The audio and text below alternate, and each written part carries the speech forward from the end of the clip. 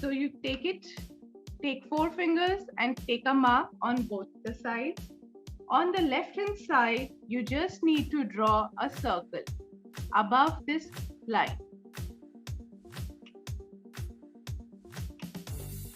Above this line, just make a circle for the head of the bird.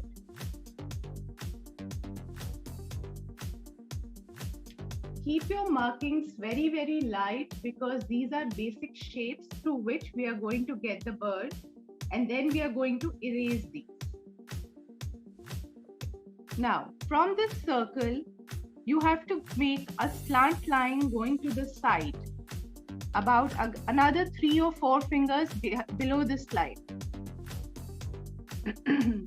Another 3 or 4 fingers below this line, just take another mark.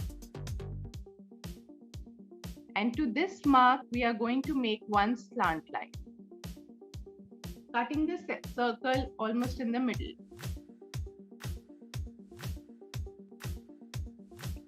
Now, this line is for the proportion. Basically, whenever we are drawing anything, we need to make it in symmetry. Half portion should come on the left and half should come on the right. So cutting the circle we just made, we are going to make the body of the bird, which is an oval.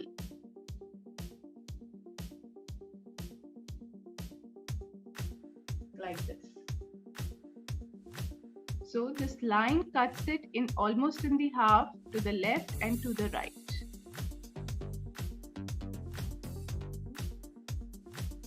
We'll start making the head of the bird. Above the line, make a small circle for the eye. Inside the eye, there's another circle. Whenever we make eyes, we need to leave a little bit of the dot white. That is the light which is reflected inside the eye.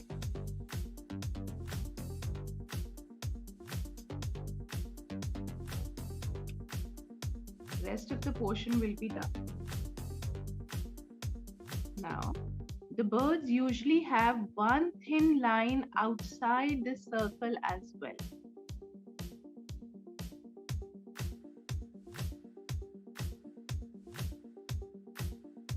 Create a little bump on the top of the head. All this drawing work is with the normal pencil. When we come to shading it, we'll use the drawing pencils. Normal pencil means HB.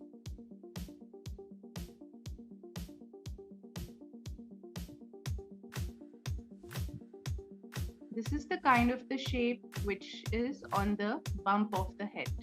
Now you can see that this bump is a little ahead of the middle line because we are going to make the beak here. For the beak, it's an open beak.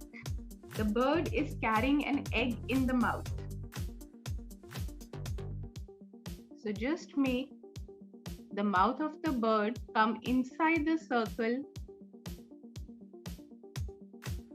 and make the beak like this.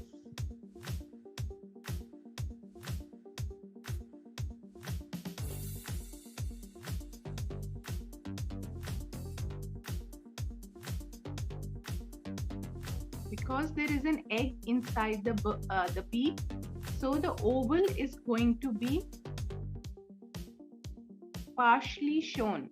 Partially it will be the part of the beak. Because if you don't have the grip, it's going to fall. So it's holding the egg very tightly.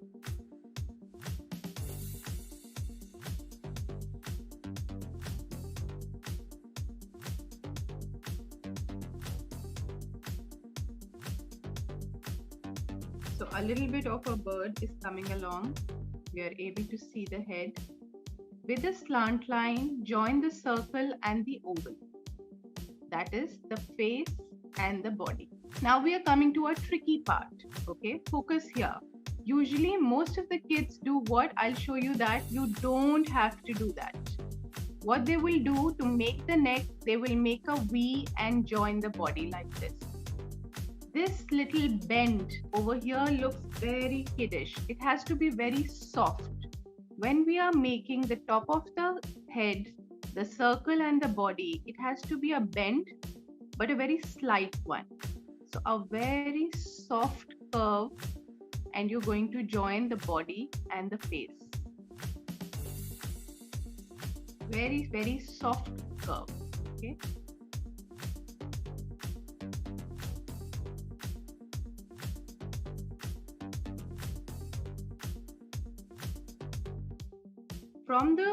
From the first fourth finger mark on the edge, I'm going to draw a branch, something like this. Your branch can be a little different than mine. The only thing is that it should be curvy and bumpy. The branch will not be straight. In nature, usually the branch is very curvy. Double it up. It's not a very thick branch because the focus should remain on the bird and not on the branch. So make the second line of it. The place where it touches the bird's body, we are going to make its claw by making a bracket.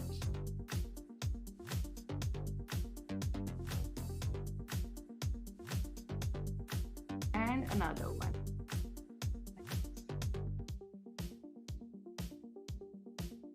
Now you can show a little bit of the part coming up from behind. This is the claw which is holding on to the branch from behind.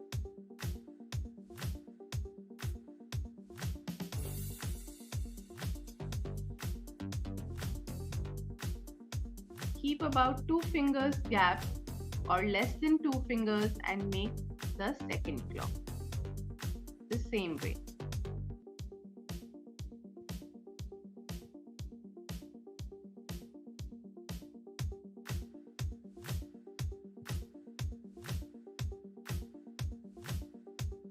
From this center line, we are going to take out the wing.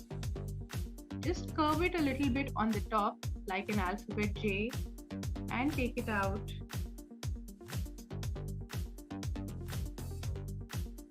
Curve it, and you need to bring it above the oval you have made. Okay, we are going to add some body, some extra body on top with the wing, because wing is overlapping on the body. It's an extra part from the body. Just the lower part of the body of the bird is a little bend inside before it takes out the tail. So inside the oval, a bend like this, and this goes down like your 2 fingers. Okay, the tail is actually in the shape of the 2 fingers, and it's going to be a little long. So you go like this, come back and come back. Actually, this part of the tail can touch the wing instead of the body.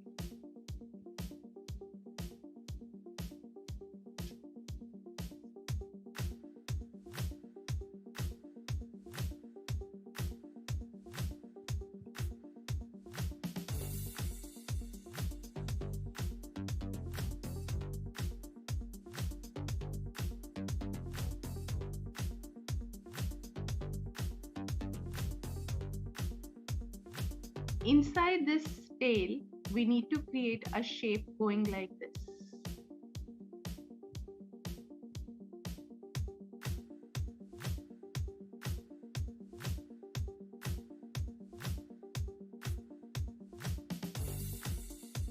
Just make a little bit of curve here. Why we are doing this? We are also doing this to show that there are different layers in the tail, so that it looks 3D. It doesn't look flat.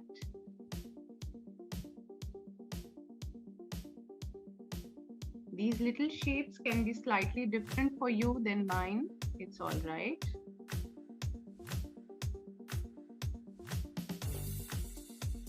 Because no 2 birds would have exactly same feathers also. So your bird can be little different than mine. They are all unique. Under the curve, make another curve in both the places. Like this.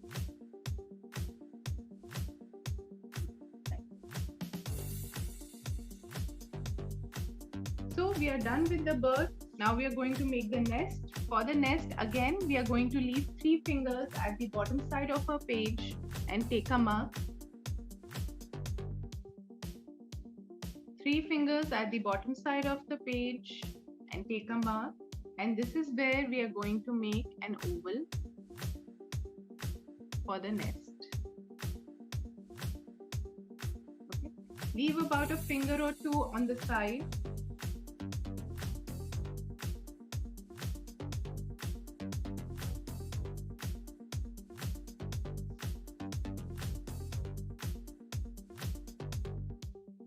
Inside this oval, make another circle or an oval. And over here, we are going to keep eggs. Now, because this nest is deep, we can't see the whole eggs. They are going to be shown in parts.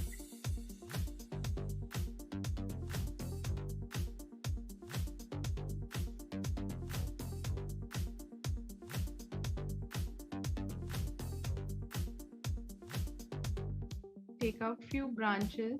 Now the branches which are coming out of the nest are really slim. Why? Because we want to show the entire focus on the bird and the nest. If we make the branches too big, they're going to overpower the composition.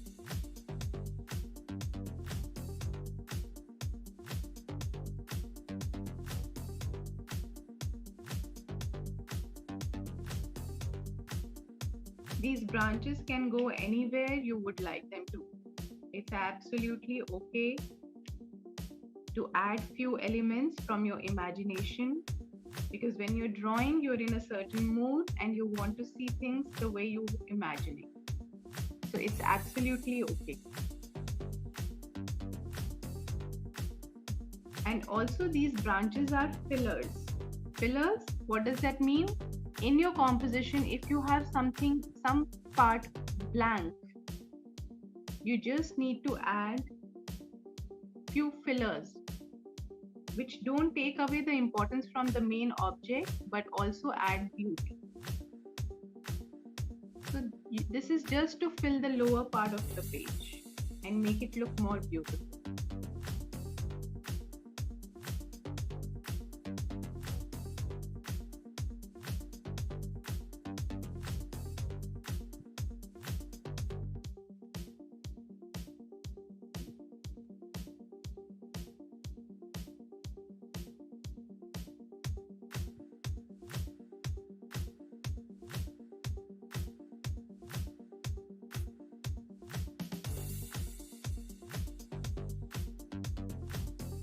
And that's it. Our sketching is done. Now we are coming to the shading part. For that, you need to take a 2B pencil and a 4B pencil. If you don't have 2B or 4B, a 3B or 5B can also work. So don't worry about that. Or you can just work with one of the pencils. That is also okay. Now make sure that both the pencils are sharpened.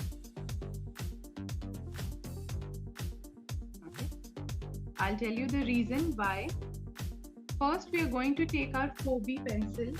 Whenever you're doing the shading, hold the pencil from the back. Don't hold it in the writing position from the front. Hold it from the back. If you can't hold it from so back, you can hold it from the center. Okay? Just hold it from the back side and keep your pencil flat on the page like this.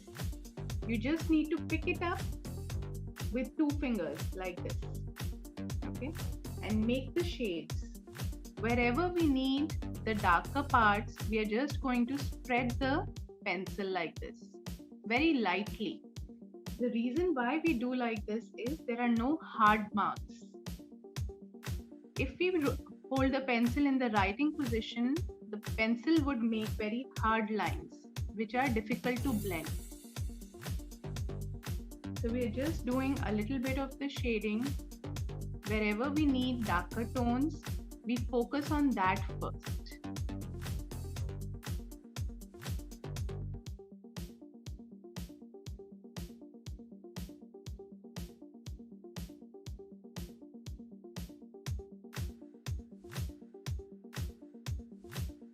It's going to be a little darker inside the nest. Okay, but remember, when I'm creating this stone, it's dark from one side and goes light to the other side. That means this part is getting the light and the other part is not getting the sunlight.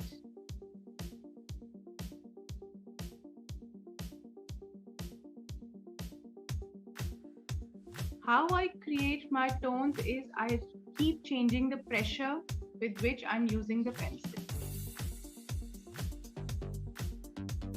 And how you can achieve it is only through practice. The more you're going to practice, the better you're going to become at it.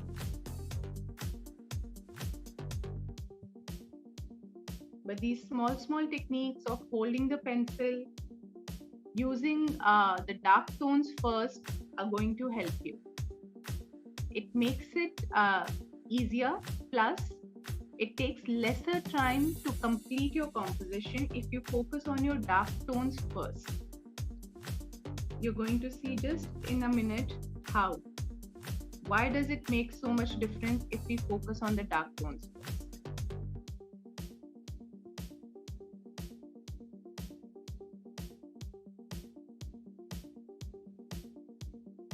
Okay. Another rule of sketching is try not to keep your fingers or hand on the places where you've already sketched.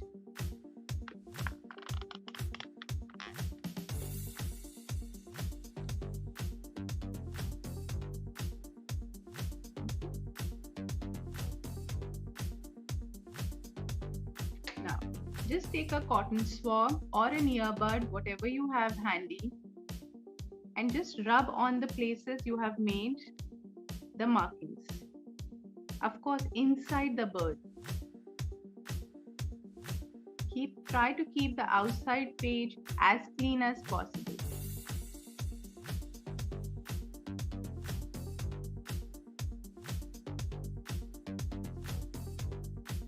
So what just happened? The bird is already shaded. How? We just spread the dark tone to the white areas and automatically we got the lighter tone. We don't have to work on the lighter tone. It's already there by just spreading with the cotton swab. So this is the base work. The same thing we can do on the nest as well. When we are going to rub the cotton swab, it's going to give a base tone, and you don't have to really rub it in. Just a slight movement is enough. Now, another point which you need to keep in mind while sketching is to always keep your page clean. So all the extra rubbings which have gone outside the line needs to be cleaned there and then, because it's only going to grow. And try not to put your fingers on the sketched part because the pencil will spread. Now take your 2B pencil and we are going to give the detailing. Now whenever we start with the detailing, it has to be very delicate. That's why a sharpened pencil is important. Starting with the beak,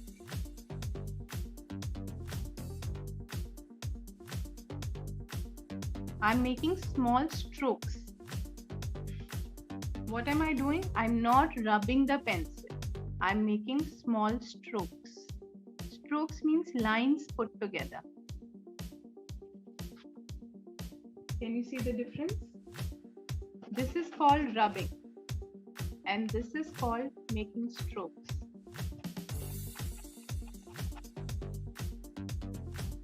Okay.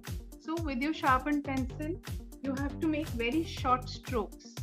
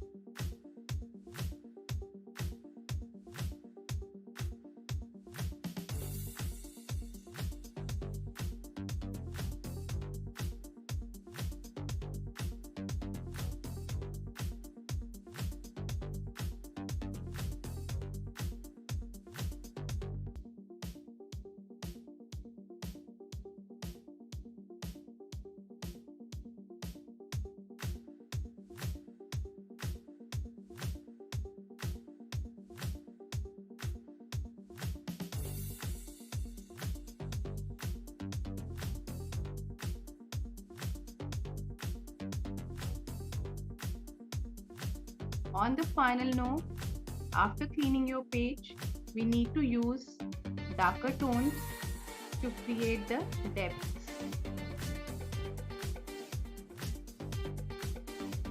If we erase a part, it's called a highlight. If we create a darker tone in the end, it is called creating the depth.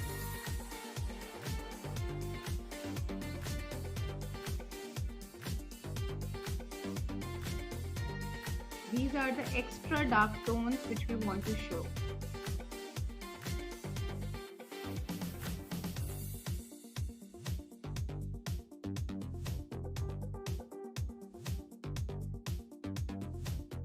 Okay. Sketching always requires layering. Layering means doing the base work. Remember, we had blended first. That was our first layer. Then we created these small stroke details. That was our second layer. And when we add these dark tones, this is our third layer. I never leave a sketch without doing my 3 layers.